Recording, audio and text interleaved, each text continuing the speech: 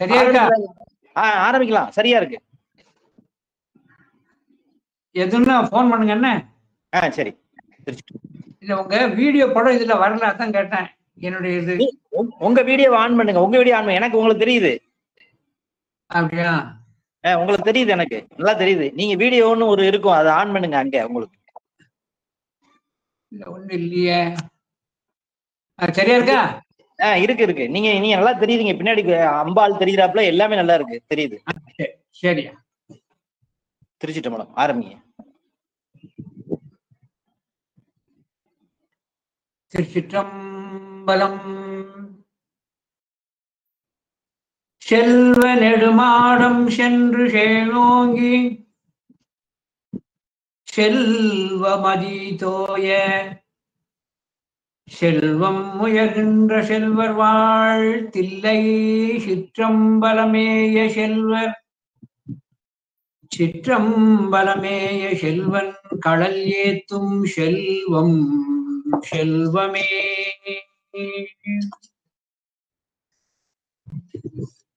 சிற்றம்பலம். நம பார்வதி பதையே. அரகர மகாதேவா. தென்னாடுடைய சிவனே போற்றி, எந்நாட்டவர்க்கும் இறைவா போற்றி. சிற்றம்பலம். எல்லாம் அல்ல அன்னை காந்திமதி அம்பாள் உடனுரை சுவாமி நெல்லையப்பருடைய பொன்னார் திருவடியை அடியேன் போற்றி வணங்கிக் கொண்டு,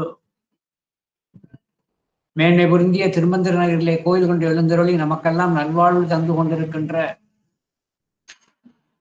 அன்னை பாகம்பரியாள் உடனுரை சங்கர ராமேஸ்வரருடைய பொன்னார் திருவடியையும் அடியேன் போற்றி பணிந்து வணங்கிக் கொண்டு,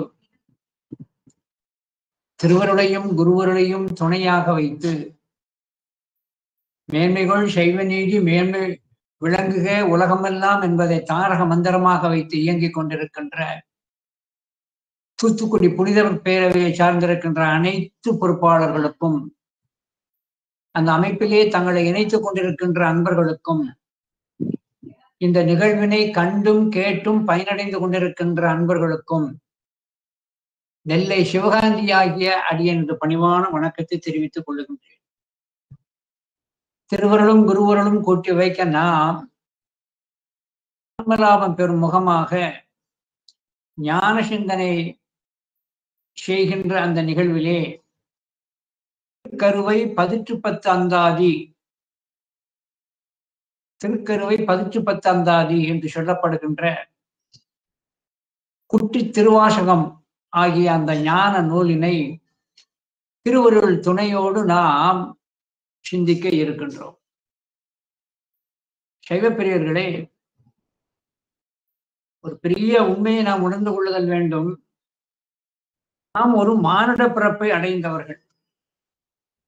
இந்த மானுட பிறப்பு என சொல்லக்கூடியது கிடைத்திற்கு அரிய ஒரு பிறவி என்று நம்முடைய நூல்களிலே சொல்லி காட்டப்பட்டிருக்கிறது. ஏன் சொல்லி காட்டப்பட்டிருக்கிறது என சொன்னால், இந்த ஆன்மாவுக்கு இந்த பிறப்புத்தான் வேண்டும், இந்த உடல்தான் வேண்டும் என்று தேர்ந்தெடுக்கின்ற சுதந்திரம் உயிர்களுக்கு கிடையாது. இன்ன உயிர் இன்ன உடலிலே அது இருத்தல் வேண்டும் என்பதை இறைவன் வகுத்துத்தான் அந்த உயிரை ஒவ்வொரு உடலுக்குள்ளும் புகுத்துகின்றான். அப்படி புகுத்துகின்ற பொழுது இந்த மானுட பரப்பிலே புகுத்துவது என்பது இந்த ஆன்மா பூர்வத்திலே செய்த பல சிவபுண்ணியங்களின் பலனாக உள்ளது என்பது நம்முடைய நூல்கள் சொல்லுகிறது என்பதை அடியார் பெருமக்களாகிய நாம் நன்றாக அறிவோம். இதை ரத்தின சுருக்கமாக நம்முடைய அருள்நந்தி சிவாச்சாரியார் சுவாமிகள் சித்தியாரிலே குறிப்பிடுகின்ற பொழுது, மானுட பிறவிதானும் வகுத்தது மனம் வாக்கு காயம் ஆனிடத்து 5 ஆடும் அரண் பணிக்காக அன்றோ. மானுட பிறவிதானும் வகுத்ததுங்கிறார். இந்த வகுத்தது என்பதனுடைய ஒரு பொருள், இந்த ஆன்மாவினுடைய புண்ணியத்திற்கு ஏற்ப, அனுபவிக்க வேண்டிய இன்ப துன்பத்திற்கு ஏற்ப இறைவனாகத்தான் இந்த மானுட பிறப்பை உயிர்களுக்கு தருகிறான். அவனால் கொடுக்கப்பட்டதுதான் இந்த மானுட பிறவி. அவனால் வகுக்கப்பட்ட மானுட பிறவிதானும் வகுத்தது மனம் வாக்காயம் ஆனிடத்து ஐந்தானும் அரண்பணிக்காக அன்றோ. எனவே இறைவனிடம் நம்முடைய மனம் வாக்கு காயம் மூன்றையும் அவனுக்கு அர்ப்பணித்து நாம் இந்த பிறவி எடுத்ததன் பலனாகிய வீடு பெற்றை பெறுவதுதான் இந்த மானுட பிறவி இறைவன் கொடுத்ததனுடைய ஒரு மூல நோக்கமாக. எனவே உயிர்கள் சிவத்தை அடைவதற்குத்தான் இந்த பிறவி கொடுக்கப்பட்டிருக்கிறது என சொல்லுகின்ற பொழுது இந்த சிவம் என்பது என்ன, என்பது என்ன, இந்த உயிர்கள் ஏன் சிவத்தை அடைதல் வேண்டும், அது அவசியமா என்றெல்லாம் ஒரு சிறு சிந்தனை வரும். இறைவன் என்பவன் ஒருவன், அவன் இன்ப வடிவினான். உயிர்கள் எண்ணற்றது. சைவத்திலே எல்லாவற்றிற்கும் ஒரு எல்லை வரையறை கண்டது. ஒரு உயிருக்கு கூட இது இந்த அளவு என்று திருமந்திரத்திலே சொல்லப்பட்டது. கண்ணுக்கு புலப்படாத உயிரும் கூட என்ன அளவை உடையது என்று ஒரு சிறு குறிப்பை திருமூல தேவராயனர் கொடுத்துட்டார். ஆனால் எத்தனை உயிர்கள் என்பது சைவத்தில் இன்னும் அறுதி இட்டு சொல்லப்படவில்லை. எனவே இறைவன் ஒருவன், அது இன்ப வடிவினன். உயிர்கள் எண்ணற்றது. இது துன்பச் சூழலில் அகப்பட்டு கிடக்கிறது. காரணம், இறைவன் தூய்மையானவன். உயிர்களானது பந்திக்கப்பட்டது, ஆணவ மலத்தால் பந்திக்கப்பட்டது. இந்த ஆணவமல பந்தத்தின் காரணத்தினாலே வினைகளை ஈட்டி இன்ப துன்பத்திற்கு ஆளாகி உழன்று கொண்டிருக்கிறது. பிறவி பெருங்கடலிலே உழன்று கொண்டிருக்கிறது. எனவே துன்பப்பட்டு உழன்று கொண்டிருக்கின்ற ஆன்மாக்கள் இன்பப் பொருளாகி சிவத்தை அடைவது என்பதுதான் மானுட பிறப்பினது ஒரு தலையான நோக்கம் என்று சொல்லப்படும். அப்போ இந்த மானுட பிறப்பை எடுத்ததனுடைய நோக்கம் சிவத்தை அடைவது என சொல்லுகின்ற பொழுது, இதை நம்முடைய ஞான நூல்களிலே சொல்லுகின்ற பொழுது, உயிர்களை எல்லாம் பெண்ணாகவும் சிவத்தை அந்த பெண்ணுக்கு உரிய தலைவனாக, நாயகனாக, கொழுனனாக, பற்றுக்கோடாக வைத்து சொல்லப்பட்டிருக்கிறது. இந்த பெண் என சொல்லக்கூடியவர் தன்னுடைய நாயகனை அடைதல் விரும்புதல் வேண்டும். அதுதான் அவளது குறிக்கோள். அதுதான் அந்த பெண்ணுக்கு கண்ட. ஒரு பெண் என சொல்லக்கூடியவன் தனக்கு ஒரு நாயகனை அடைதல் வேண்டும் என சொல்லுகின்ற பொழுது, இன்னான் மாப்பிள்ளை என சொல்லுகின்ற பொழுது இயல்பாக அந்த பெண்ணுக்கு அந்த நாயகனை காண வேண்டும் என்ற ஒரு ஆர்வம் இருக்க வேண்டும். தனக்கு வரக்கூடியவன் எப்படி இருக்கின்றான் என்பதை தான் கண்டால் மிகவும் ஒரு களிப்பாக இருக்கும், மன நிறைவாக இருக்கும் என்று தன்னை விரும்புகின்ற திருமணம் செய்ய இருக்கின்ற நாயகனை காண வேண்டும் என்று ஆர்வம். இதே போலத்தான் உயிர்களும் தாம் அடைய இருக்கின்ற சிவம் அவனை காண வேண்டும் என்ற ஆர்வம் இருத்தல் வேண்டும். காண வேண்டும் என்ற ஒரு ஆர்வம் இருத்தல் வேண்டும். காண வேண்டும் என்ற ஒரு ஆர்வம் இருக்க வேண்டும் என சொல்லுகின்ற பொழுது, சிவத்தை காண முடியுமா? பிரம்ம விஷ்ணுக்களும் கூட தேடியும் அந்த பெருமானை காண இயலவில்லையே. அவர்கள் கண்டவர் இல்லையே. சரி, காண முடியவில்லை என சொல்லுகின்ற பொழுது, அவனை கண்டவர்களும் இல்லை, கண்டவர்களை நாம் கண்டவர்களும் இல்லை. ஆனால் ஒரு பொருள் காண முடியாத ஒரு பொருளாகவே இருந்தால் இல் பொருளாகிறது. ஆனால் நம்முடைய பரம்பொருள் காண முடியாத காரணத்தினாலே அவன் இல் பொருள் அன்று. சாமானியர்களால் காணப்படாத பொருள் மற்ற ஞானிகளுக்கு அவன் புலப்படுகின்ற பொருள். அதைத்தான் நம்முடைய தாய்மான் சுவாமிகள் அழகாக குறிப்பிட்டு காட்டுகிறார். கண்டார் கண்ட காட்சியும் நீயே, காணார் காணா கல்வனும் நீயே. கண்டார் கண்ட காட்சியும் நீயே, கண்டிருக்கிறார்கள். காணார் காணா கல்வனும் நீயே. ஆனால் சில பேர்கள் முயன்றும் கூட அவர்களுக்கு புலப்படாமல் இருக்கின்றான். ஆகவே அவன் புலப்படும் பொருளாகவும் இருக்கின்றான், புலப்படாத பொருளாகவும் இருக்கின்றான். இதை நம்முடைய இரட்டை புலவர்கள் தில்லை கலம்பகத்திலே சொல்லி காட்டுவார். காதில் 2 பேர் அசுவதரன் கம்பளதரன் என சொல்லக்கூடிய அந்த கந்தர்வர்கள் இருக்கிறார் தோடுகளாக. காதில் 2 பேர், கண்டோர் 2 பேர், 2 பேர்கள் உன்னை கண்டுகொண்டே இருக்கிறார்கள். ஏதிலாராய் காணார் 2 பேர், தான் அலம் வந்து இன்னும் காண முடியாத பொருளாகவோ 2 பேருக்கு இருக்கிறார். அப்ப கண்டவர் 2 பேர், பதஞ்சலி வியாக்கரபாதர். ஏதிலாராய் காணார் 2 பேர், பிரம்ம விஷ்ணுக்களுக்கு புலப்படாதவராய் இருக்கிறார். பேதைமலை உண்ணார் 2 பேர், முருகப்பெருமானும் விநாயகப் பெருமானும் அம்பாளக உமையோளுக்கு மகன் என்று சொன்னாலும் தனத்திலே பால் குடித்ததில்லை. ஏனெனில் நம்முடைய தாய் பவன் பிரம்மச்சாரி பான்மொழி கன்னியாகும். எனவே அது உண்ணாமுலை. ஆகையினால்தான் பேதை முலை உண்ணார் 2 பேர், ஓங்கு புலியூரருக்கு பெண்ணான பேர் 2 பேர். நம்முடைய அம்பலத்தானுக்கு அருளாகிய உமை என்பதும் கங்கையாக 2 சக்திகளும் உண்டு என்று சொல்லப்படுகிறது. எனவே கண்டார் 2 பேர், காணாதவர்கள் அளந்தவர் 2 பேர் என சொல்லிக்காட்டு. எனவே காண முடியாத பொருளாக ஒரு சாரருக்கும் காண்கின்ற பொருளாக ஒரு சாரருக்கும் அங்கே இருக்கிறார். அப்படி இருக்கின்றவர்கள் கண்டவர்கள் எப்படி கண்டார்கள்? காணாதவர்கள் இந்த நிலையிலே நின்றார்கள். இதுக்கு விட தெரியணும். காண முடியாதவர்கள் பசுபோதத்தோடு காண்பேன் என்ற ஒரு தருக்கிலே நின்றார்கள். கண்டவர்கள் சிவஞான கண்ணை கொண்டு கண்டார்கள். அதுதான் ரொம்ப முக்கியம். உன்னை கண்டவர்கள் சிவஞானமாகிய அந்த கண்ணை கொண்டு கண்டவர்கள். இதை நம்முடைய குரு நமச்சிவாயர் சிதம்பரம் என்பாரை சொல்லி காட்டுகிறார். கண்ணுடையார் உன் கோலம் காணும் சிவஞான கண்ணுடையார். நம்ம கண்ணுக்கும் அவங்க கண்ணுக்கும் வித்தியாசம் இருக்கு. கண்ணுடையார் உன் கோலம் காணும் சிவஞான கண்ணுடையார்.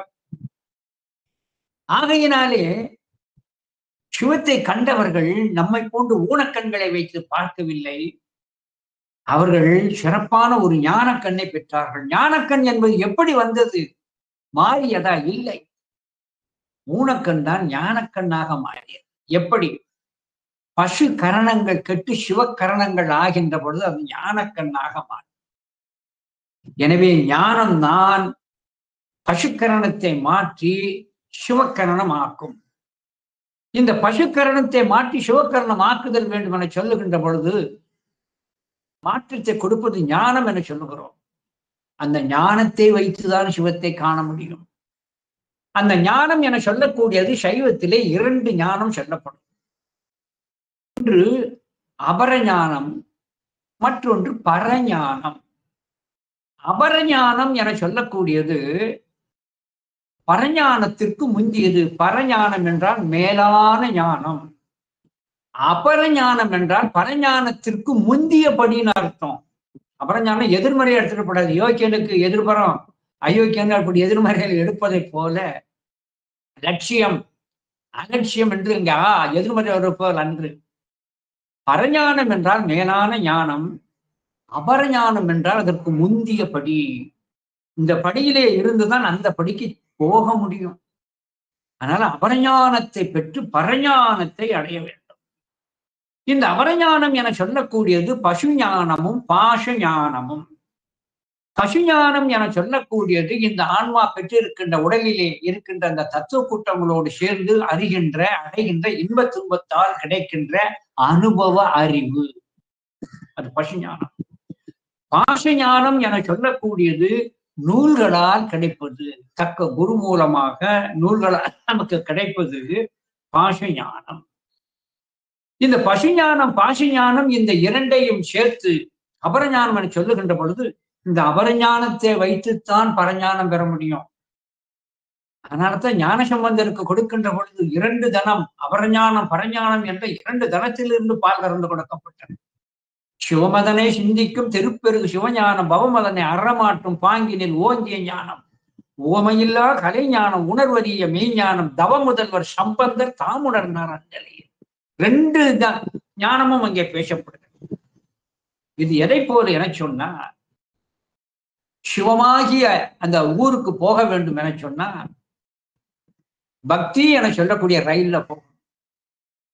ஒருவன் ரயில்ல போகணும்னு சொன்னா தான் இருந்த இடத்துல இருக்கு ரயில் வராது. முதல்ல பிளாட்பாரத்துக்கு போகணும், நடைமேடைக்கு போகணும். நடைமேடைக்கு சென்றுதான் அந்த தொடர் வண்டியாக ரயிலை பிடிக்க முடியும். நடைமேடைக்கு சென்றவன் நடைமேடையிலேயே இருக்கக்கூடாது. அந்த தொடர் வண்டி வந்த உடனே ஏறிடணும். எனவே இந்த நடைமேடை என சொல்லக்கூடியது அபரஞானம். அந்த அந்த தொடர்வண்டி என சொல்லக்கூடிய ரயில் என சொல்லக்கூடியது பரஞானம். எனவே ரயிலாகிய பரஞானத்தை பெறுவதற்கு அபரஞானமாகிய நடைமேடைக்கு போகணும். நடைமேடையிலே இருந்து விட்டு ஊருக்கு போக முடியாது. அந்த பரஞானம் என சொல்லக்கூடிய அந்த தொடர்வண்டியில ஏறணும். நடைமேடை என சொல்லக்கூடிய அந்த அபரஞானத்தை நாம் பெறுவதற்கு என்னென்ன செய்தல் வேண்டும்? ஒரு மானுடனாக இருக்கின்ற நீ சிவகுமரனாக மாற என்ன செய்தல்? உன்னை உயர்த்துதல் வேண்டும். எப்படி உயர்த்தல் வேண்டும்? ஞானசம்பந்தர் சொல்றார், கற்றல் கேட்டல் உடையார் பெரியார். கற்றல் கேட்டல் உடையார் பெரியார் என்கிறார். இந்த சரியை சொல்லி காட்டுகிறார். சரியிலே நின்று ஞான நூல்களை கற்றலும் கேட்டலும் உடையவர்கள் பெரியவர்கள். ஞான நூலை தக்கோர்பால் கற்றலும் கேட்டலும் பெரியவர்கள், உயர்ந்தவராகிறார்கள், மேலானவர்களாகிறார்கள்.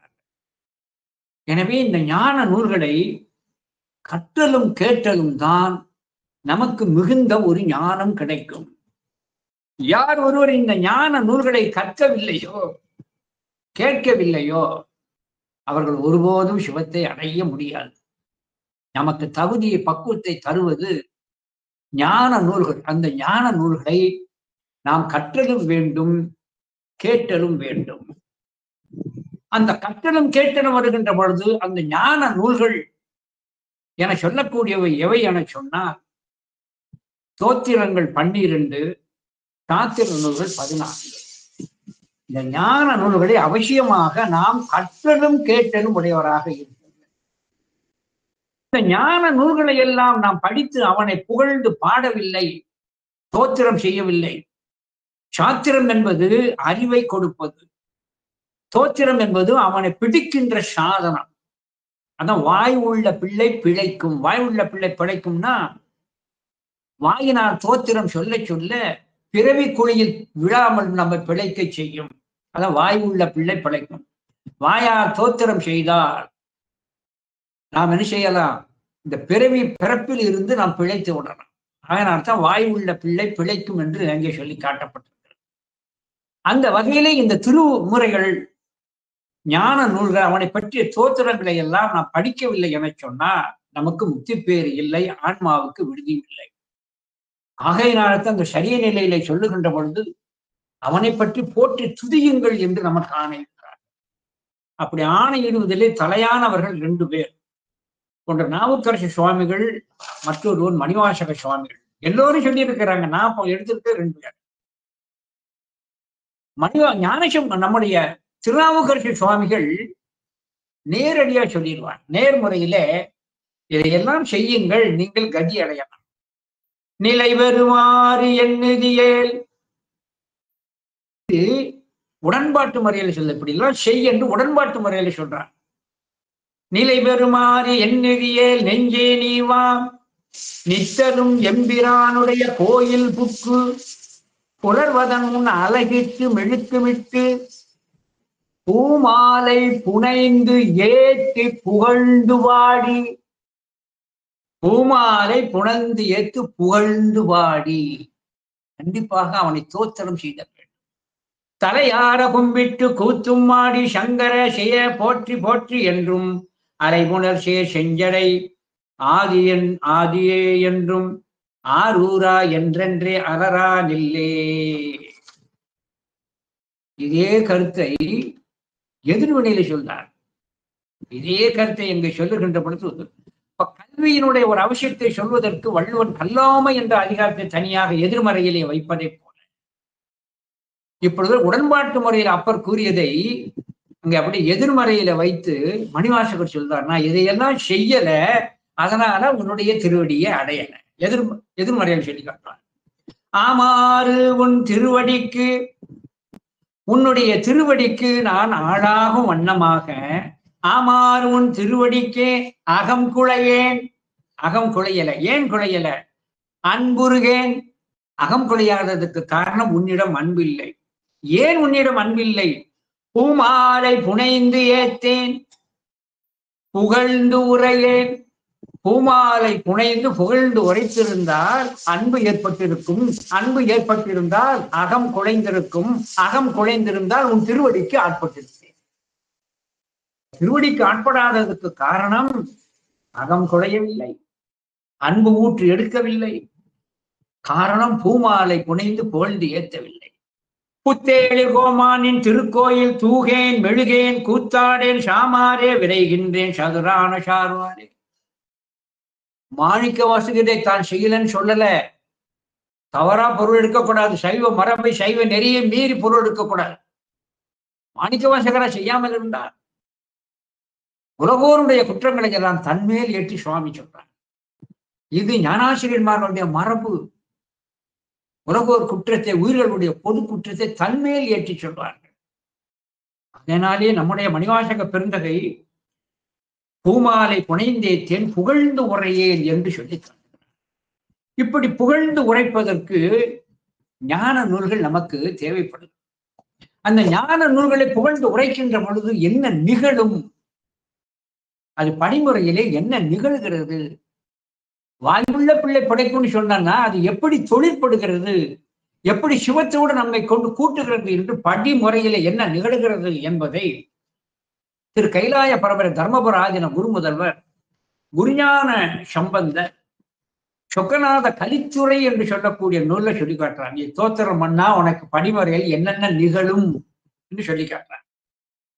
பாடும்படி செய் பெருமானே, உன்னை அடைவதற்கு நான் பாடுதல் வேண்டும். அக்கதான் பாடும் பணியே பணியாய் அருளாய். அருணகிரிநாத சுவாமிகள் அதை விண்ணப்பம் பண்ணார். பாடும் பணியே பணியாய் அருளாய். அது மட்டும் அல்லாது நம்முடைய மணிவாசக பெருந்தகை தன்னுடைய திருவாக்கிலே பாட வேண்டும் நான் உன்னையே போற்றினான். போற்றினா வணக்கம் நட்ட பெருமானே, உன்னை வணங்குகிறேன், உன்னை பாடுவதற்கு எனக்கு அருள் செய் அப்படின்னா. ஏன் பாடுவதிலே என்ன ஒரு படிமுறையிலே ஒரு ஏற்றம் இந்த உயிருக்கு கிடைக்கிறது. பாடும்படி செய் நினைந்து ஏற்றி பணிந்தெழுந்தே ஆடும்படி செய். பாடுகின்ற பொழுது இந்த மனமானது சிவனை பற்றி நினைந்து கொண்டு அப்படியே ஆனந்தம் ஏற்பட்டு ஆடும்படி செய்கிறோம். பாடுகின்ற பொழுது மெய்ப்பாடு ஏற்பட்டு ஆடுதல் வேண்டும். திருநாளை போவார் நந்தனார் அதான் செஞ்சார். எனவே பாடும்படி செய் நினைந்து ஏற்று பணிந்தெழுந்து ஆடும்படி செய். அதன் பலனாக மலம் 5 வீடும்படி செய். அப்படி செய்கின்ற பொழுது இந்த ஆணவ மலத்தினுடைய வலிமை, அதன் கெட்டு அது இழகி என்ன ஆகும்? மலம் 5மே வீடும்படி செய். ஆணவம், கண்மம், மாயை, திரோதம், மாயேயம் என சொல்லக்கூடிய இந்த பஞ்சமல கத்து என்னிடம் இருந்து விடுபட்டு விடும். ஆக பாடுவதனுடைய பலன் சிவத்தை அடைவதற்கு உயிர்களுக்கு தடையாக இருக்கின்ற அந்த பஞ்சமல கொத்து விடுபடுகிறது. நாம் பாட வேண்டும் என்று சொல்லி பாடுகிறோம். அப்படி பாடி அந்த மலக்கொத்திலிருந்து விடுபட்ட ஆன்மாக்கு என்ன நிகழ்கிறது? நின் ஆனந்த சாகர மேலனவே நாடும்படி செய். அப்படி பக்குவப்பட்ட ஆன்மாவானது சிவானுபவ இன்பம் ஒன்றே மேலானது என்று அதை மட்டுமே நாடும். எனவே நின் ஆனந்த சாகர மேலனவே நாடும்படி செய் மதுராபுரி சொக்க நாயகனே. எனவே சொக்கநாத பெருமானே, என்னை பாடும்படி செய் என்று தொடங்கி அதனுடைய முடிவு உன்னுடைய ஆனந்த சாகரத்திலே நான் அழுங்கும்படியாக எனக்கு அருள் செய் என்று அங்கே சொல்லி காட்டுகிறார். இப்படியெல்லாம் நாம் பாடுதல் வேண்டும் என சொல்லுகின்ற பொழுது எப்படி பாடுதல் வேண்டும்னு தெரியணும் இல்லையா? இறைவன் புகழினை அறிதல் வேண்டும், அவனது உண்மையை அறிதல் வேண்டும் என்பதற்கு சாத்திர நூல்கள். அவன் இப்படிப்பட்டவன், நான் இப்படிப்பட்டவன் என்ற அந்த ஆன்மா, அறிந்த ஆன்மா வீடு வீட்டிலே நாட்டம் கொண்டிருக்கின்ற பொழுது முத்திக்காமியாக இந்த ஆன்மா மாறுகின்ற பொழுது தோத்திரம் செய்யணும். அதை எப்படி தோத்திரம் செய்வது என்பதை காட்டுவதற்காகத்தான் நம்முடைய சைவத்திலே துதி நூல்கள் வைக்கப்பட்டிருக்கு. நான் அவ்வளவு ஏன் சொல்றேன்னா, இந்த துதி நூல்கள் படிக்க வேண்டியது அவசியம். சும்மா ஒரு 10 பாட்டை படிச்சுக்கிட்டு போனா போதுங்கிறது இருக்கக்கூடாது. சைவர்களுக்கு அப்படி இருக்கக்கூடாது. இருப்பதற்கு 12 திருமறைகள் இருக்கிறது. 14 சித்தாந்த சாஸ்திரங்கள் நம்மை தெளிய வைப்பதற்கு இருக்கிறது. சாஸ்திர அறிவு தெளிவை கொடுக்கும். தோத்திர அறிவு நெருக்கத்தை கொடுத்து இறைவனிடம் நம்ம இறுகச் செய்யும். ரெண்டுமே நமக்கு இருக்கணும்.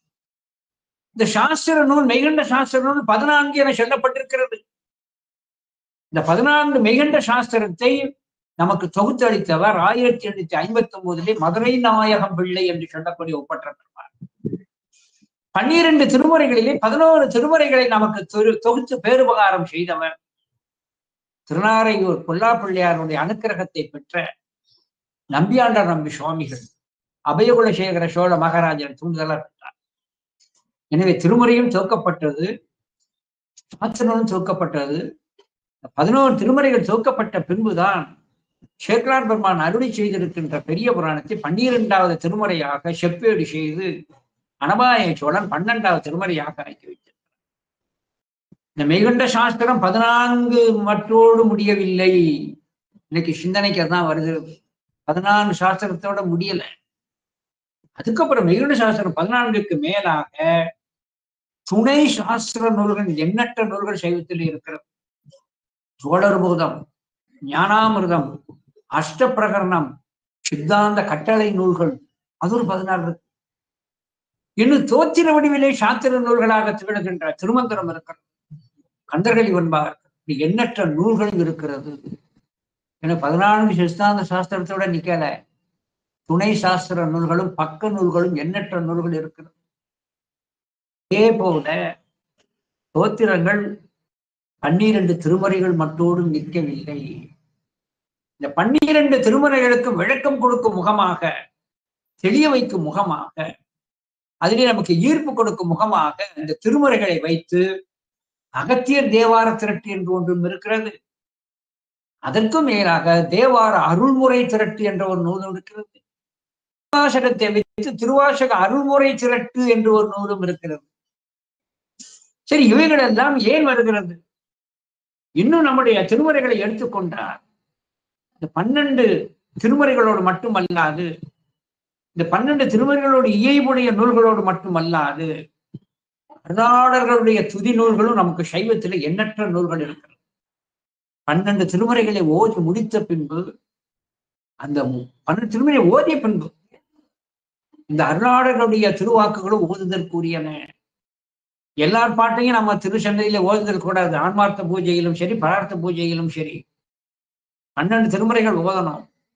அதற்கு பின்பு யாருடைய நூல்களை ஓதல் வேண்டும் என சொன்னால், சைவ ஆதீனங்களால், திரு கைலாய பரம்பரையிலே வருகின்ற சைவ ஆதீனங்களால் அங்கீகரிக்கப்பட்ட ஞானாசிரியன்மார்களுடைய அவர்களுடைய திருவாக்கை நாம் தோத்திரமாக செய்யலாம். பார்த்தா அபிராமி அந்தாதி நம்முடைய திரு கைலாய பரம தர்மபுர ஆதீனம் கொடுத்திருக்கிறது.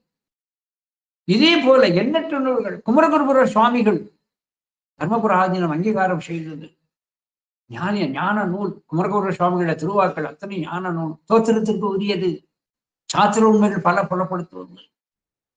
இதே போன்று அப்படி பக்கத்திலே கிடைத்திருக்கின்ற அந்த தோத்திர நூல்களிலே நமக்கு துணை செய்வது அந்த நூல்களிலே ஒன்று தான் இன்றைக்கு நாம் சிந்தனை செய்ய இருக்கின்ற திருக்கருவை 10 அந்தாதி.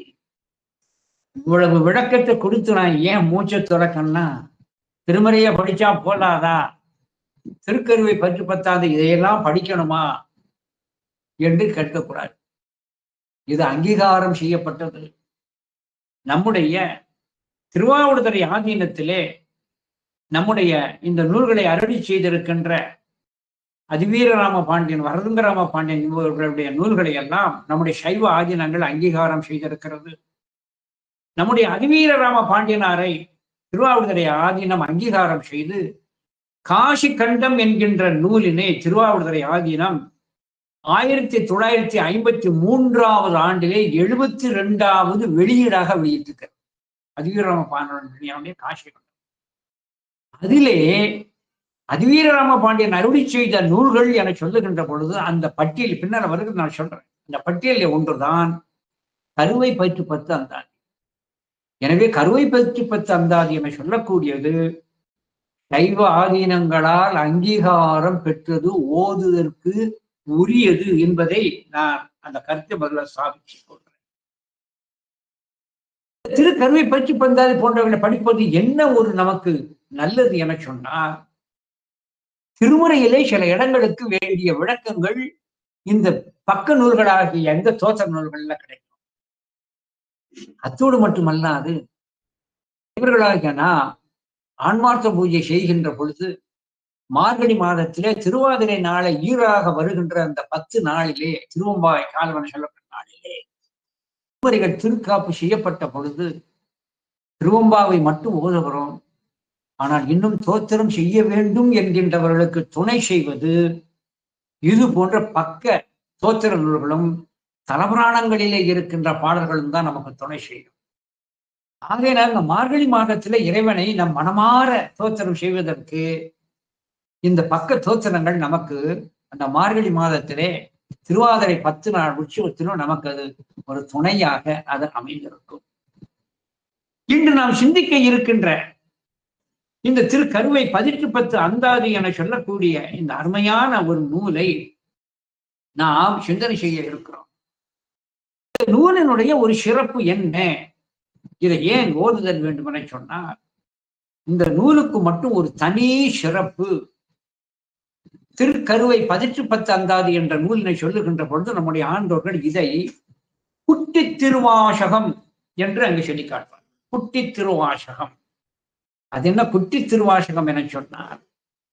குட்டி திருவாசகம் என்றால் திருவாசகத்திலே வருகின்ற சில சொற்றொடர்களுக்கு, சில திருப்பாடல்களுக்கு விளக்கம் சொல்வதை போல தன்னுடைய அனுபவத்தை சொல்லி காட்டுவார் இந்த நூலாசிரியர். தன்னுடைய அனுபவத்தை சொல்லி காட்டார். எனவே அதற்குள்ள விளக்கம் அது தோத்திர வடிவிலே ஆணையிட்டு சொன்னது. இது தன்னுடைய அனுபவமாக சொல்லப்படுவதுதான் குட்டி திருவாசகம் என சொல்லக்கூடிய திருக்கருவை 10 உதாரணமாக சில நூல்களிலே உள்ள சாரத்தை எடுத்துக் கொடுப்பார்கள். இப்ப அகத்தியர் தேவார திரட்டு என்பது மூவர் முதலிகளுடைய திருவாக்கினை சாரமாக திரட்டி கொடுக்கப்பட்டது அகத்தியர் தேவார திரட்டு. இதே போன்று இந்த சாஸ்திர உண்மைகளை நாம் அறிவதற்கு திருமுறைகளிலே இருந்து தேவாரத்தம் துவக்கப்பட்டதுதான் தேவார அருள்முறை திரட்டு என்று ஒன்று வைக்கப்பட்டது. இதே போல திருவாசகத்தினுடைய உள்ள கிடக்கைகளை எல்லாம், உட்கருத்துக்களை எல்லாம் நமக்கு புலப்படும்படியாக, நமக்கு உள்ளங்கை நெல்லிக்கனி போல் நமக்கு கருத்துக்களை நம் மனதிலே பதிய வைக்க உதவுவதுதான் இந்த திருக்கருவை 10 அந்தாதி என சொல்லக்கூடியது. இந்த நூலுக்கு ஏன் குட்டி திருவாசகம் என வந்ததுன்னு சொன்னா, திருவாசகத்தினுடைய சாரம் போறா இப்படியே வந்துடும். உதாரணமாக எடுத்துக்கொண்டால் நம்முடைய கந்தபுராணம் இருக்கிறது. கந்தபுராணம் அளவிலே பெரியது. அது சுருக்கமாக சொல்லப்பட்டது கந்தர்கலி வெண்பாக்கு உள்ள இருக்கு.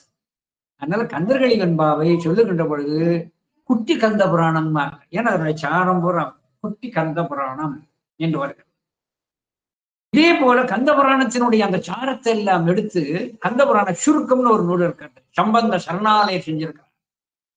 எத்தனை நூல்கள் சைவத்துல இருக்கிறது என்பதை நினைவூட்டுறேன். உங்களுக்கு தெரியும், நான் நினைவூட்டுறேன். அத்தனையும் இந்த குட்டி கந்த புராணத்தை எடுத்துக்கொண்டாலும் சரி, கந்த புராண சுருக்கத்தை எடுத்துக்கொண்டாலும் சரி, மூலமாக கந்த புராண செய்திகளை நமக்கு நினைவூட்டுவதாக, தெளிவுபடுத்துவதாக.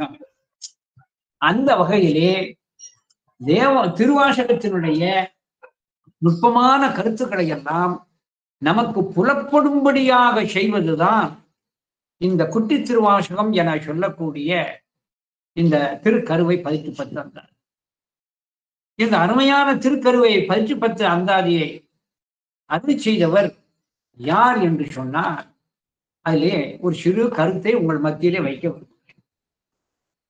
பழைய நூல்களிலும் திருவாவூர்துறை ஆதீனத்து நான் மேலே குறிப்பிட்ட அந்த நூல்களிலும் இந்த திருக்கருவை 10 அந்தாதியை அருளி செய்தவர் அதிவீர ராம பாண்டியன் என்று இருக்கிறார்.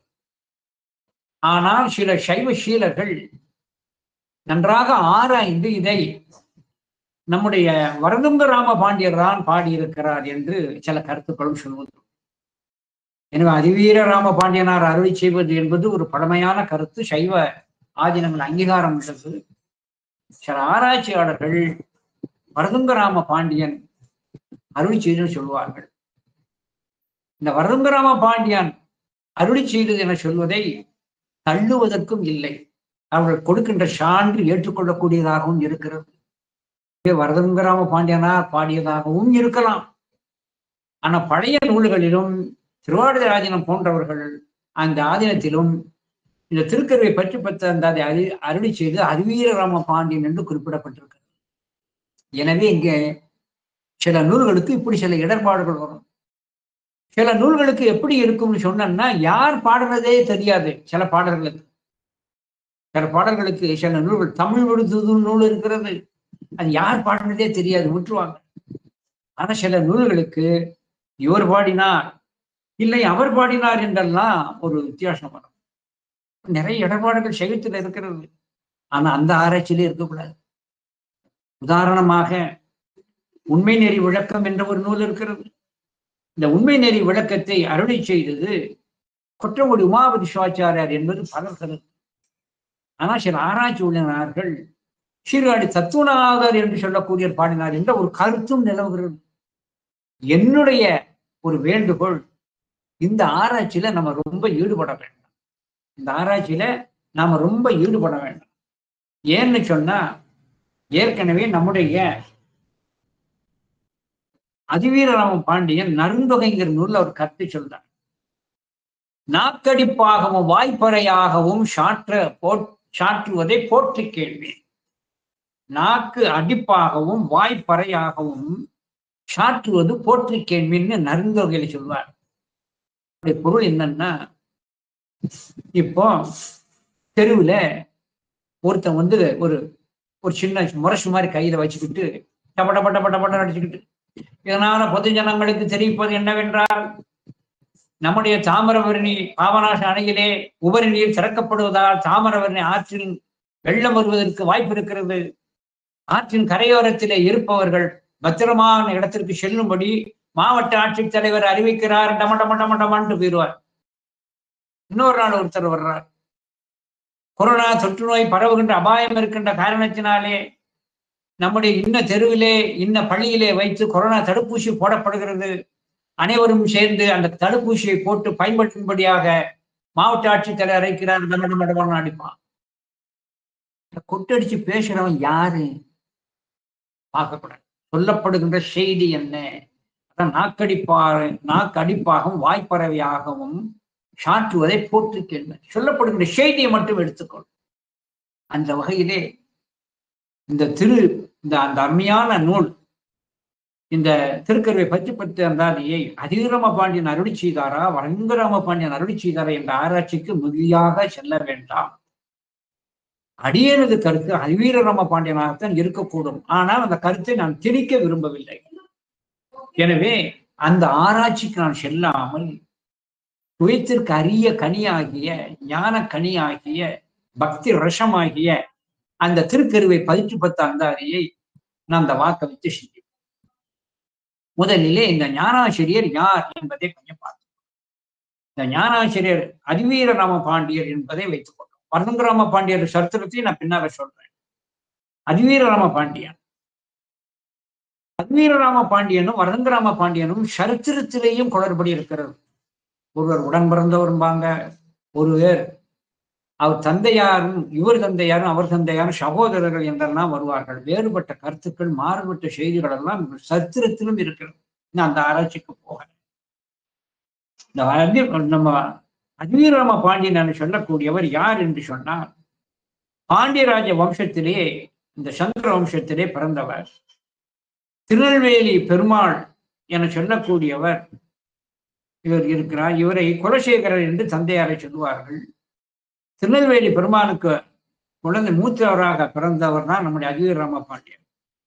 இவரது இயற்கை பெயர் அழகன் என்று சொல்ல காட்டப்பட்டிருக்கிறது. திருவாவடுதுறை ஆதீனத்தில் வெளிப்பட்ட சரித்திரத்தை தான் நான் படிக்கிறேன். இவரது இயற்பெயர் அழகன் என்று சொல்லப்பட்டிருக்கிறது. இவருக்கு ஒரு சகோதரர் வல்லபன் என்ற ஒரு பெயரும் உண்டு. சைவமும் தமிழும் இரண்டும் இணைந்தது. இந்த சைவமும் தமிழும் இரண்டும் இணைந்திருக்கின்ற பொழுது இதற்கு ஒரு பழமொழியை சொல்வார்கள். பாண்டியில் 2, பட்டரில் 2. பாண்டியில் 2 என சொல்லக்கூடியது பாண்டிய மன்னர்களில் சைவத்தையும் தமிழையும் போற்றி பாதுகாத்தவர், இரு கண்களாக வைத்து வளர்த்தவர்கள் பாண்டியில் 2. அதிவீர ராம பாண்டியனும் வரதுங்க ராம பாண்டியனும். இந்த 2 பேரும் 2 கண்கள். ஆகையினாலே பாண்டில் 2, பட்டரில் 2. பட்டர் என்றால் ஆச்சாரியன், குருன்னு பேர். குருமூர்த்தியாக 2 பேர். சிவஞான சுவாமிகளையும் கச்சியப்ப முனிவரையும் இணைத்து பட்டரில் 2 பேர் என்று சொல்லி காட்டுவார். இந்த அதிவீரராம பாண்டியன் என்பவர் இருக்கின்றாரே, அந்த பெருமானானவர் புவியாளுகின்ற புவியரசரோடு மட்டுமல்லாது புலமை பெற்ற கவியரசராகவும் இருக்கிறார். அப்படி கவியரசராக இருக்கின்ற அந்த பெருமானானவர் நூல்களை செய்திருக்கிறார், ஞான நூல்களை. இயற்றிய நூல்களே தலையான நூல், சைவர்கள் அவசியம் படிக்க வேண்டிய நூல் காசிகண்டம். திருவருள் கூட்டி வைத்தா நம்ம சிந்தனை செய்வோம். அருமையான சைவர்கள் தெரிந்து கொள்ள வேண்டிய செய்திகள் நிறைய இருக்கிறது. காசிகண்டம், கூர்ம புராணம், அதிவீரராம பாண்டியன் செய்த நூல்கள். காசிகண்டம், கூர்ம புராணம், லிங்க புராணம், வாயு சங்கீதை, திருக்கருவை வெண்பா அந்தாதி, திருக்கருவை கடித்துறை அந்தாதி, திருக்கருவை 10 அந்தாதி, திருக்கருவை நருந்தொகை என்று சொல்லி காட்டப்பட்டது. இந்த பெருமானை பற்றி ஒரு சிறு செய்தி சொல்வது உண்டு. அதிவீரராம பாண்டியனானவன் வேறு ஒரு நூலையும் காமசம் சம்பந்தப்பட்ட நூலையும் செய்தார் என்று சொல்வது உண்டு. இது அல்லாது நம்முடைய அதிவீரராம பாண்டியனானவர் முதலில் நைடதம் என்ற ஒரு நூலை செய்தார். நளனை காப்பி தலைவனாக வைத்து நைடதம் என்ற ஒரு நூலை செய்திருக்கிறார். அந்த நைடம், இவரும் கவி முக்கியவர். இவரது சகோதரனாகிய வரதுங்கராம பாண்டியனும் கவியில வல்லவர். வரதுங்கராம பாண்டியன் மனைவியார் அவரும் கவியிலே வல்லவர்கள். வீரராம பாண்டியனாருடைய துணைவியாரும் கவியிலே வல்லவர். எனவே அதிவீரராம பாண்டியன், அவர் மனைவி கவி, புலமை பெற்றவர்கள். அதிவீரராம பாண்டியனுடைய சகோதரர் வரதுங்கராம பாண்டியனும் அவர் மனைவியும் கவியிலே புலமை பெற்றவர்கள். இப்ப இந்த இடத்துல ஒரு சிறு செய்தி வருது. அதாவது ஒரு சமயத்திலே நம்முடைய அதிவீரராம பாண்டியனானவர் நைடதம் என்கின்ற ஒரு நூலை செய்தார். அந்த நைடதம் என்கின்ற ஒரு நூலை செய்கின்ற பொழுது அந்த நூல் எப்படி இருக்கிறது என்பதை நான் அறிந்து கொள்ளுதல் வேண்டும் என்பதற்காக நம்முடைய அதிவீரராம பாண்டியனார் தன்னுடைய சகோதரன் வரதுங்கராம பாண்டியனுடைய மனைவியார், அதாவது அந்நியார் என்று சொல்கிறார்கள், அந்த அந்நியாரிடம் சென்று நான் ஏற்றி வைத்திருக்கின்ற இந்த நைடதம் என்கின்ற நூல் எப்படி இருக்கிறது என்பதை கருத்து சொல்லுங்கள். இப்பவே ஏற்றுக்கின்ற நூலெல்லாம் கருத்து சொல்வான். முத்துப்போல் இருக்கிறதுன்னு சொல்லுவான். முத்துப்போல்ல தூய்மையான நூல், மேலான நூல், ஆன்மாவுக்கு குளுமை தருகிற நூல் அர்த்தம். பால் போல் இருக்கிறது உன்னுடைய நூல் என்று சொல்லிட்டான, பால் போல் என்பது எல்லாராலும் எளிமையிலே கிரகிக்கக்கூடியது என்ற ஒரு பெயரும் வரும். ஆகையினாலே பால் போல் என்று சொன்னால் அதற்கு அந்த பொருள் உண்டு. கரும்பு போல் இருக்கிறதுன்னு சொன்னா, கரும்பு எப்படி கொஞ்சம் சிரமப்பட்டுதான் அதை சுவைக்க முடியும். கொஞ்சம் நடன கண்மையா இருந்தா அது கரும்பு போல் இருக்குதுன்னு. இப்படி சக வார்த்தைகள் சொல்லி அந்த நூலினுடைய தன்மை எப்படிப்பட்டது என்பதை குறிப்பிட்டு காட்டுவார்கள். ஆனால் இங்கே அதிவீரராம பாண்டியனார் இயற்றுகின்ற இந்த நைடத நூலினை பெற்ற அந்த அந்நியார் என்ன சொல்லிட்டார்? அந்த அந்நியார், இந்த இது எப்படி இருக்கிறது? வேட்டை நாய்கள் வேட்டைக்கு விரைந்து செல்ல ஒரு நாய் தானும் வேட்டைக்கு போறேன் என்று தலைகளில் சென்றதை போல் இருக்கிறது என்று ஒரு நாய்க்கு உண்மையாக சொல்லியிருக்கிறார். வேட்டை நாய் வேட்டை பிடித்து செல்ல மற்றொன்று வாழா பின் ஓடுதல் போல. முதல்ல நட வேட்டனை வேகமா போகும், போக போக தலையை தொங்க போட்டு இருக்கும், நட சரியில்லை. அந்த வேட்டை நாயால பிரயோஜனம் இல்லை. பலனற்ற நூல்ங்கிற அர்த்தத்துல பேசிவிட்டான். வேட்டை நாய் வாழா ஓடுதல் போல, பலனற்று ஓடுதல் போல அந்த நூல் இருக்கிறதுன்னு சொல்லிட்டான்னு சொல்லி உடனே கோபம் கொண்டான்.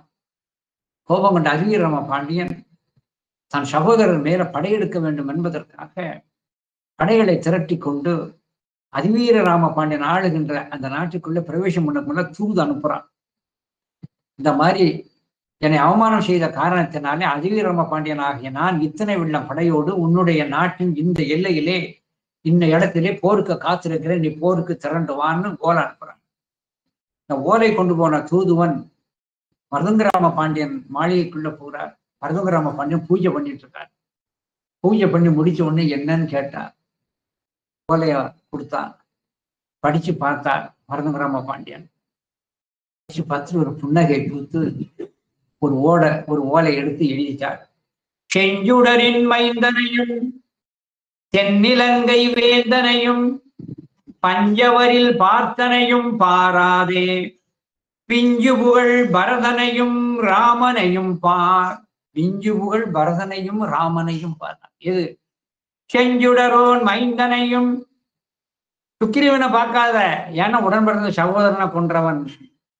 தென்னிலங்கை வேந்தனையும், விபீஷணனை பார்க்காத, கூட பிறந்த சகோதரன் ராவணனை அவன் அழித்தவன். பஞ்சவரில் பார்த்தவனையும் பாராதே, பஞ்ச மாண்டவன் அர்ச்சனனை பார்க்காத, விட சகோதரனாகிய கர்ணனை அழித்தவன். சகோதரர்களை வீழ்த்தி அவர்களை பாராதே. விஞ்சு புகழ் பரதனையும் ராமனையும் பார். ஒருவருக்கு ஒரு மேலான அன்பினை ஒருவருக்கு ஒரு மாறி செலுத்துகின்ற பரதனையும் ராமனையும் பாருங்கள். உடனே அதிவீரராம பாண்டியன் இதை எழுதி கொடுக்கப்பட்ட ஓலையை பெற்று படித்த பின்பு மலம் அப்படியே தவறை உணர்ந்தார். நாம் அண்ணனை பகைவனாக நினைத்து விட்டோம் என சொல்லி அண்ணனிடம் வந்து கேட்க உடனே சொன்னார் மருதங்கிராம பாண்டியன், உயிர்களுக்கு ஆன்மலாபம் கிடைக்கும்படியாக அறம்பொருள் இன்பம் வீடு எவற்றிற்கு நமக்கு வழி செய்கின்ற ஞான நூல்களை செய். இது போன்ற நூல்களை நீ இயற்றி உன்னுடைய பொழுதை வீணடிக்காத என்ற அறிவுரை கூற பயனாகத்தான் அதிவீரராம பாண்டியனானவர் காசிகண்டம், கூர்ம புராணம், லிங்க புராணம், வாயு சங்கீதை, இன்னும் திருக்கருவையிலே பெருமானை பற்றிய அந்த நூல்களை எல்லாம் அருளி செய்தார். அப்படி அருளி செய்த அந்த அருமையான ஞான நூல்களிலே ஒன்று தான் இன்று நாம் சிந்தனை இன்று முதல் நாம் சிந்தனை செய்ய இருக்கின்ற இந்த திருக்கருவை 10 அந்தாதி. இந்த திருக்கருவை 10 அந்தாதி என சொல்லுகின்ற பொழுது இந்த திருக்கருவையை பற்றி செய்திகள் நிறைய இருக்கிறது. அதை அடுத்த அமர்விலே நான் திருக்கருவை தலத்தினுடைய பெருமையை சொல்லிக் கொள்கிறேன். இன்று தொடக்கமாகிய நூல் காரணத்தினாலே 1-2 திருப்பாடல்களை சிந்தனை செய்வோம். திருக்கருவை 10 அந்தாதி. திரு என்பது அடைசொல். கருவை என சொல்லக்கூடியது கரிவலம் வந்த நல்லூரை குறிக்கிறது. சங்கரங்கோயிலுக்கு அடுத்தாற் போன்று இருக்கின்ற கரிவலம் வந்த நல்லூரை குறிப்பது கருவை. அந்த கரிவலம் வந்த நல்லூர் என்று சொல்வதற்கு காரணம் இருக்கிறது. அதற்குரிய விளக்கத்தை அடுத்த அமர்வுல சொல்ற திருக்கருவை. அந்த திருக்கருவையிலே எழுந்தருளி இருக்கின்ற அந்த பெருமான் மீது செய்யப்பட்ட தோத்திரம்தான் திருக்கருவை 10 அந்தாதி.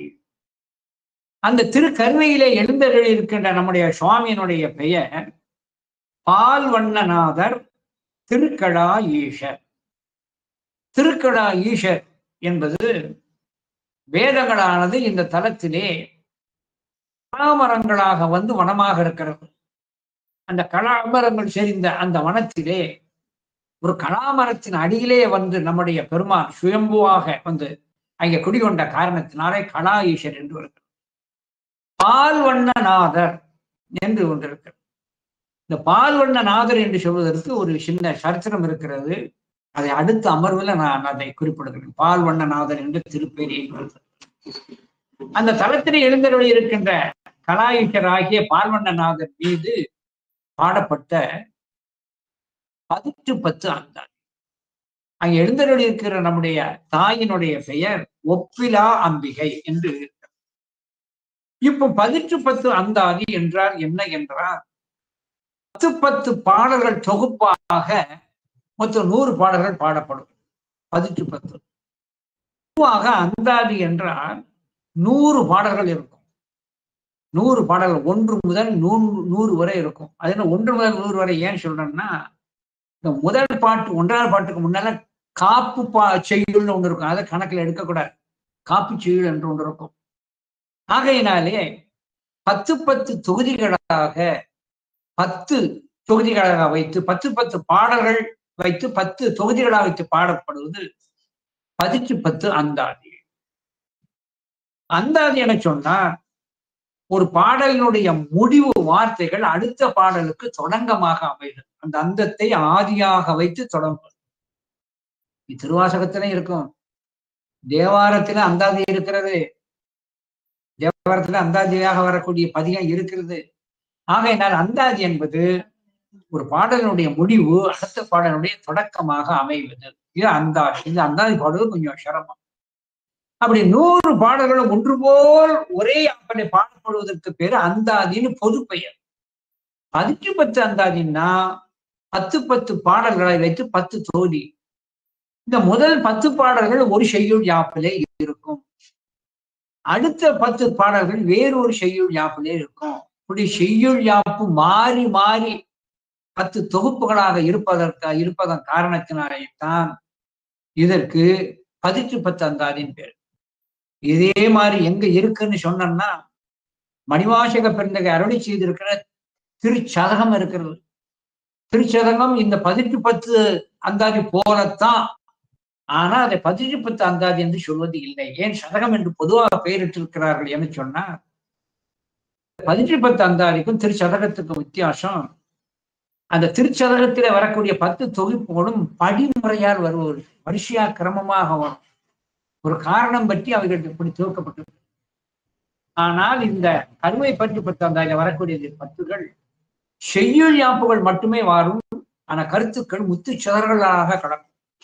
என செய்யுள் யாப்பு மட்டும் மாறி மாறி வருகின்றதற்கு பேரு 10 அந்தாதி என்று பேர். இந்த 10 அந்தாதி என்பது இப்படி எண்ணற்ற நூல்கள் நம்முடைய கலசை 10 அந்தாதி இருக்கிறது, மாத சிவஞான சுவாமி செய்து. எனவே அந்த வகையிலே இந்த 10 அந்தாதியாக இது காணப்படுகிறது. இதை திருவாசகத்தினுடைய உள்ள கடக்கையை பூரா இங்கே வெளிப்படுத்துகின்ற காரணத்தினால இதை குட்டி திருவாசகம் என திருவாசகத்தினுடைய சொற்றொடர்களையும் கையாண்டு அதனுடைய கருத்துக்களை எல்லாம் நமக்கு கொடுத்து சிந்தனைக்கு தூண்டுகின்ற காரணத்தினாலே இதை குட்டி திருவாசகம் என்று சொல்வார்கள். முதலிலே இது காப்பு செய்யுள். முதலிலே இது காப்பு செய்யுள். நல்ல ஞாபகம் வச்சுக்கிடுங்க. காப்பு செய்யுள் எப்படியுமே செய்யுள் எண்ணிக்கையில் சேரக்கூடாது, சேர்க்கக்கூடாது.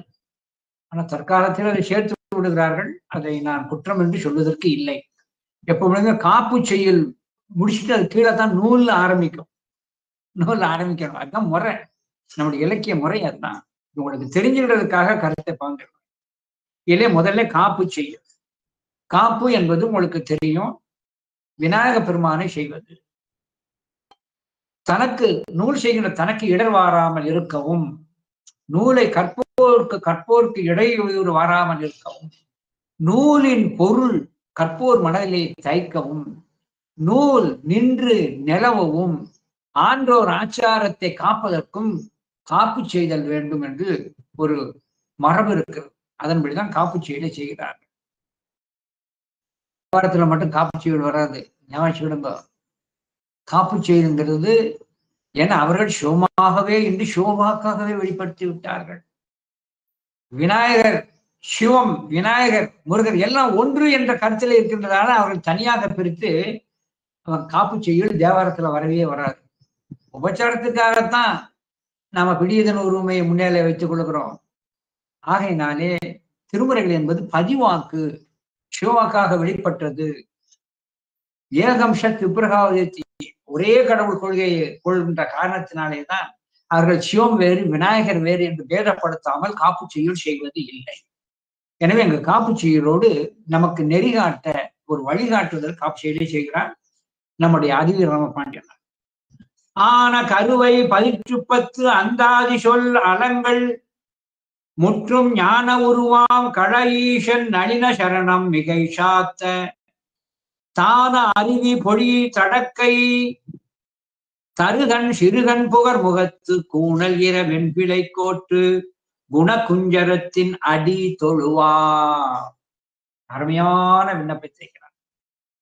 ஆன கருவை 10 அந்தாதி சொல் அலங்கள். ஆன திருவருளால் ஆன, நானாக அந்த பாடல, திருவருளால் ஆகி இருக்கின்ற. இதை பின்னால் அந்த கருத்தை ஸ்தாபிப்பார். ஆன கருவை 18 அந்தாதி சொல், இந்த நூலுக்கு தலைப்பு சொன்னார்.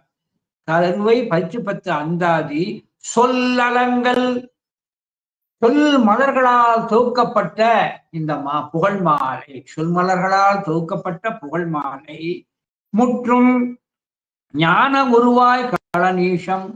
முற்றும் என்பது சிங்க நோக்காக 2 இடத்துல சேர்க்கணும். முற்று பெறுவதற்காக மற்றொன்று அடுத்த அடியில சேர்த்து முற்றும் ஞான உருவாம். விநாயக பெருமான் யார்? ஞான முதல்வன். அவன் ஞானத்தையே திருமேனியாக கொண்டிருக்கிறான். ஆகையினாலத்தை முற்றும் ஞான உருவாம் கள ஈசன். இங்கே ஞான உருவாம் கள ஈசன். இங்கே ஞான உரு என்பது அந்த கலா ஈசன் ஆகிய அந்த பார்வணநாதரை இங்கே குறிக்கிறது. எனவே முற்றும் ஞான உருவாம் கள ஈசன், மற்றும் ஞானமயமாக இருக்கின்ற வடிவமாக இருக்கின்ற திருக்கடா ஈசன் ஆகிய அந்த பார்வணநாதனுடைய நளின சரணம் மிகை சாத்த. நளினம்னா தாமரை போன்ற திருப்பாதத்திலே நான் விரும்பி சாத்துவதற்காக நளின சரணம் மிகை சாத்த. இறைவனது திருவடியினை தாமரைக்கு உண்மையாக சொல்வது. தாமரை சிவம், தாமரையினுள் இருக்கின்ற தேன் சிவானுபவ இன்பம். அந்த தேனை விரும்பி வட்டமடிக்கின்ற வண்டுகள் அடியார்கள். ஆகையினாலேத்தான் திருவடியாகிய அந்த தாமரையாகிய சிவத்திடம் இருந்து சிவானுபவமாகிய அந்த தேனை முகப்பதற்கு அடியார்களாகிய வண்டுகள் சுற்றி மொய்த்து கொண்டே இருக்கிறது என்பதுதான் நம்முடைய நூல்களிலே இறைவனை திருவடி தாமரை தாமரை என்று சொல்லும். அதைத்தான் இங்க சொல்லி காட்டுகிறார். எப்படி? நளின சரணம் மிகை சாத்த தானாரைவி பொழித்தடக்கை, அறிவு போல் மத நீரினை சொரிகின்ற தடக்கை நீண்ட கைகளை உடைய தருகன் அஞ்சாமை தன்மை உடைய சிறுகண். யானைக்கு சிறுகண்ணு பேரு. சிறுகண் என்பது 2 குறிக்கும். குரங்குக்கும் சிறுகண் தான் நூலில் சொல்லப்பட்டிருக்கிறது. யானைக்கும். ஏன்னா அந்த வடிவத்திற்கு அந்த கண்ணு சிறுசுதான். ஒரு மாட்டுத்திற்கு மாதிரி தான் இருக்கும். அந்த யானை பெரிய வடிவத்திற்குள்ளே பெரிய கண்ணா இருக்காது. அந்த பெரிய வடிவமாகிய யானைக்கு சிறிய அந்த கண் சிறிய அளவுதான். அதனால்தான் கருகன் சிறுகண் புகர் முகத்து செம்புள்ளிகளை உடைய மத்தகத்தை உடைய கூணல் இள வெண்பிறை. கூணல்னா வளைந்த இளம் வெண்புரை கோட்டு கொம்புகளை உடைய குணக்குஞ்சரத்தின் அடிதொழுவாம். என் குணம் நிறைந்திருக்கின்ற அந்த யானை ஆகிய விநாயக பெருமானுடைய திருவடியினை நான் தொழுவேனாக என்று இங்கே சொல்லி காட்டப்பட்டிருக்கிறது. இந்த கருத்தை இன்னொரு லேசா. ஆன கருவை 18 அந்தாதி சொல்லலங்கள் முற்றும். அந்தாதி சொல்லலங்கள் சொல்மாலை. இறைவனுக்கு நிஜமாக சாத்துகின்ற மலர் செடி கொடிகளிலே இருக்கின்ற மலர்களை சாத்துவதை காட்டிலும் சொல்மாலை சாத்துவதை ரொம்ப விரும்புகிறார். அதுக்காக முன்னுரையில நான் அவரை துதித்தல் வேண்டும் என்று சொல்லி முன்னுரையில வலிமையா வலியுறுத்தி சொன்னேன். இதை குமரகுருபர சுவாமிகள் தன்னுடைய திருவாக்களை சொல்லி காட்டுறார். குமரகுருபர சுவாமி சொல்லி அமரவன், பெருமானே, மலர்களை கொண்டு, தாமரை மலர்களை கொண்டு உன் திருவடியை அர்ச்சித்தான் திருமான். தாமரை மலர்களை கொண்டு நிச்சலும் 1000 மலர்களை கொண்டு அர்ச்சித்த திருமாலுக்கு நீ உன் திருவடியை காட்டல. ஆனா சொல்மாலை புனைந்து சாத்திய சுந்தரனுக்காக உன் திருவடி, எது திருமாலுக்கு ஒளித்த அந்த திருவடி, சொல்மாலை சாத்துகிற சுந்தரனுக்காக திருவாரூரிலே பல முறை தூது போனது, மண்ணிலே நடந்து நோக தூது போனது. எனவே நீ சொல்மாலையை மிகவும் உகப்பாயோ என்று கேட்பதை போல குமரகுருபர சுவாமிகள் தன்னுடைய திருவாக்கிலே கூறியிருப்பதை நான் அடிக்கடி குறிப்பிடுறேன். எனவே தான் அந்தாதி சொல் அல்லங்கள் முற்றும் ஞான உருவாம் கடைஈசன் நளின சரணம் மிகை சாத்த தான் அறிவு பொடிதடக்கை தருகன் சிறுகன் புகர்முகத்து கூணல் இள வெண்பிறை கோட்டு குணக்குஞ்சரத்தின் அடிதொடுவாம். எனவே யானை தலையினை உடைய, கொம்புகளை உடைய, அங்கே இளம் வெண்பிறையினை தாங்கி இருக்கின்ற விநாயக பெருமானுடைய திருவடியினை நான் தொழுகிறேன் என சொல்லி காட்டுகிறான். இதுல கூணல் இள வெண்புறையின் என்று வருகிறது. எப்பொழுதுமே சந்திரனை சூடி இருப்பது சிவன் தான். அதனாலதான் அவருக்கு சந்திரசேகரன். சிவம் வேறு, அம்மை வேறு, விநாயகர் வேறு, முருகன் வேறு அல்ல. அதை காட்டுவதற்காகத்தான் சிவனும் விநாயகனும் ஒன்று என்று காட்டுவதற்காகத்தான் சிவன் அணிந்திருக்கின்ற சந்திரனை விநாயகனும் அறிந்திருக்கிறார். அவரே தான் இவரு, இவரே தான் அவர். ஆகையினாலே சைவத்திலே ஒரே கடவுள் கொள்கையை அங்கே காட்டுவதற்காகத்தான் கூணல் இளம் வெண்பிறை என்று அங்கே சொல்லி காட்டப்பட்டது. ஆகையினாலே அந்த விநாயக பெருமானை நான் வணங்குகின்றேன். இந்த சொல்மாலை அவன் இந்த கலாஈஸ்வரனுடைய திருவடியிலே சாத்துவதற்கு இந்த விநாயக பெருமானுடைய புனார் திருவடியை நான் பணிகிறேன் என்று அவர் கூறுகிறார் என விண்ணப்பித்துக் கொண்டு அடுத்து முதல் 10 என சொல்லக்கூடியது அங்கே தொடங்குகிறார். இந்த முதல் 10 தொடங்குகின்ற ஷிரார் என்ற கமலச்சேவடி என்று இருக்கிறதே, இதுல இருந்தான் நூல் ஆரம்பிக்கிறது. எப்பவுமே அந்தாதியினுடைய ஒரு இலக்கணம் என்னன்னா, எல்லாம் கவனிச்சுக்கணும், ஒரு பாடலினுடைய கடைசி அடி அடுத்த பாடலுக்கு தொடக்கமாக இருக்கணும். இதே போல முதல் பாடலிலே தொடங்குகின்ற வார்த்தை இருக்கிற, முதல் பாடலோட தொடங்குகின்ற வார்த்தை கடைசி பாடல்ல முடியும். எனவே 100வது பாடலிலே இருக்கிற ஈற்று சொல் முதல் பாடல்ல முதல் சொல்ல வரணும். அதனாலதான் இந்த நூலு, இதுக்கு பேர் நூலுன்னு பேரு. காப்புச்செயுள் எல்லாம் அப்படி வச்சு பார்த்தா வராது. இப்ப பாருங்க, இன்றைக்கு நாம் சிந்தனைக்கு தொடங்க இருக்கின்ற முதல் 10 சீரார் கமலச்சேவடின்னு முதல் பாடல் தொடங்குகிறது. சீரார் கமலச்சேவடிகள். ஆனா 100வது பாடல் எப்படி இருக்கிறது? நின் சீர்கள் போற்றியே, சீர்கள் அங்க. எனவே அந்த சீர்கள் ஈற்று பாடலில் உள்ளது. இங்க முதல் பாடலில் சீரார் என வருகிறது. எனவே நூல் என சொல்லக்கூடியது காப்புச்செய்யுளை நீக்கி வருகிறது. அதிலே முதல் 10 அருமையாக ஒரு தொடக்கம், ஷீர் என்ற ஒரு அருமையான மங்கள சொல்லிலை தொடங்கி தன்னுடைய திருவாக்கை நமக்கு புலப்படுத்துகிறார் ஆசிரியர் என சொல்லிக்கொண்டு இந்த அளவிலே இன்றைய சிந்தனையை அங்கே நிறைவு செய்து இந்த திருப்பாடலுடைய தொடர் சிந்தனையை அடுத்த அமர்விலே சிந்திப்போம் என தெரிவித்து இந்த அளவிலே நிறைவு செய்கிறேன். நன்றி, வணக்கம். திருச்சிற்றம்பலம். வாழி வேதாகமங்கள் வாழி மணிநெறி நாளும் வாழி வாழியா ஞானம் முற்றும் மாமழை பொழிகே வாழி வாழி நிறைகள் எங்கும் மாதவர் கணங்கள் வாழி வாழி அஞ்செழுத்தும் வாழி வளர்தரு மரசை வாழி. திருச்சிற்றம்பலம்.